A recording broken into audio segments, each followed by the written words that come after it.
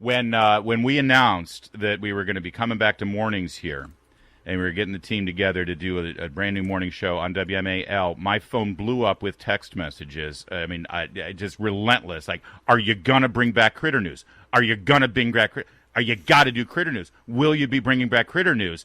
Of course, all of those texts were coming from the same guy, Brian Wilson, our friend who we used to do mornings with here on WMAL. Now he is heading up mornings on our sister station, WTN in Nashville, and just killing it. Brian, good to talk with you. Well, it's good to be back with you, and it is, of course. You know, we it's not just a fan favorite. We know that it is a certified fan favorite. I am still somewhat skeptical of that fake news poll that you always used to talk about, but I had this thing happen to me, Brian, and I talked to Heather Hunter, of course, our great executive producer here, and she said, oh, my God, that's Critter News. Get Wilson on the line. All right.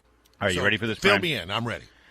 I got friends over this weekend. I'm at my house, and I've got a lot of trees around my house, really tall trees, like super tall. These trees have been around for 70, 80 years. And we got squirrels, of course, because where you have trees, you're going to have squirrels, right? Yep. Right? And as you know, squirrels are insane. So they jump from limb to limb, but they're jumping from limb to limb like 50 feet above the ground, right? And so I swear to God, I hear this thud, and I look out on the asphalt, the street, this thing, like right on the asphalt, like a boom, like just a bang, like a slam, right? Wow. I look over, and here's this squirrel, and Brian, Joe, he's flopping around like a trout on a dock. Like I just caught him, it's like doing this flip. You hear me with the flip-flop thing? Yeah, I hear that, yeah. Oh, my. And he's bouncing around like that. He's insane. And we all look at each other and say, oh, my God, that squirrel just fell 50 feet from that limb. And he's flopping around like that, and then he just stops. He stops, and oh, my gosh, this is now a former squirrel. This is no longer a squirrel. This is roadkill. Now I got to deal with cleaning up a squirrel.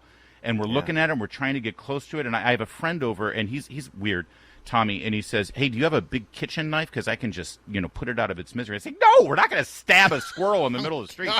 Right? So we're all just sort of looking at it. We're just like freaked out. And it's like, okay, well, now here's something to add to the list that Meredith has all the chores. I got to clean up a dead squirrel. I kid you not. Now, this is where it gets bizarre. This squirrel is not moving. This squirrel, and it looks a little mangled. It's a crime scene. I want the squirrel police to show up and draw a chalk line around this squirrel. That's how bad it is, okay? It's like he lost everything on Wall Street, and he's like put himself out of the misery. 5 minutes later, Brian, this squirrel jumps up, shakes it off, climbs up the tree again. Did it do that little noise like? Well, it's like a cartoon moment. You're absolutely right. That's what he went out. Yeah. It's not a squirrel. It's Wolverine from the X-Men movie. He's self-healed somehow. I got to tell you, I'm not surprised by this, Larry. How are you not surprised by a squirrel that comes back from the dead? Let's just talk about what a squirrel truly is. Okay. I mean, a squirrel is if you take the sort of the furry tail and you shave it off, you basically have a rat. Well, I mean, squirrels are rats are susceptible to broken spines, aren't they? No, rats are indestructible. They survive everything. And this is basically a squirrel is a rat with better public relations. That's all it really is. They are charming-ass rats. I mean, it's the tail. It's all about the tail. If you shave that tail, you got a rat, basically. So I'm really not saying. But these are tree climbing rats, and they're everywhere. And yes, they look charming, but really down deep underneath, what is a squirrel but a sort of a cuter rat? Well, now I have a resurrected cute rat in my yard, and I'm very, very. Do they have 9 lives now? Is that what we have to do? I don't know. They are indestructible, though. And Joe Concha, you would agree that squirrels are insane, right? I mean, they act like no other animal. They are nuts. So maybe they have these injuries, and the spinal fluid seeps into their brain, and they just live with it. So this explains why they're insane. They're constantly in a state of concussion. Wow. Yeah, they're the nemesis to my dog, that's for sure. But I'm looking this up right now, and it says here that squirrels can fall 40 feet and not die from falling. Squirrels can survive a fall at their terminal velocity. Therefore, they can survive falls from almost any height. So this is the thing, Galileo test this with a squirrel? And this is why some squirrels decided to become flying squirrels. That's right. Yes. So great point, Brian. And they hang out with mooses, which is always a problem for me. And must kill moose and squirrel. His mooses. Hey, watch me pull a rabbit out of my head.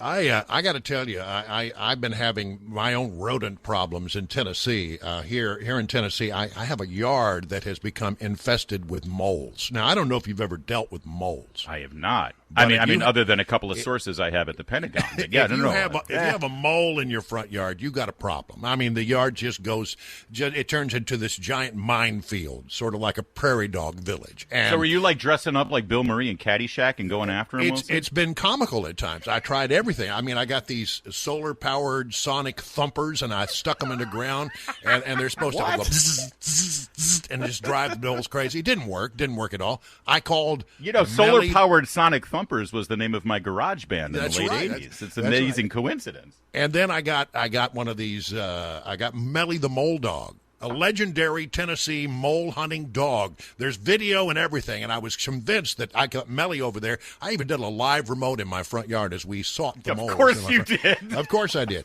And Melly came up with dry, no moles, and so then I had to call a critter getter, who came out there and said, well, I'll make my mole run every Thursday. Wait, hold on. Does the truck actually spell Gitter with an I, Critter Gitter? Right. He's the Critter Gitter. And he said, I'll make my mole run on Thursday. I'll be over. And he set traps, and literally we caught one before he got off the property. Oh, and so far, between me and my neighbor, we have sent, I think, maybe 8 moles to the great beyond. Well, listen, no critter news can be complete without delving into the insect world, and we have Cicada Brood 10 going on here. So, Brian Wilson, you stay with us here. We got a little bit more critter news, and we'll also check in with what's going on in Nashville, because my understanding is 50% of Virginia has now moved. That's what I hear. We see them, yes. We will find out more with Brian Wilson, Joe Concha. It's O'Connor and Company, WMAL.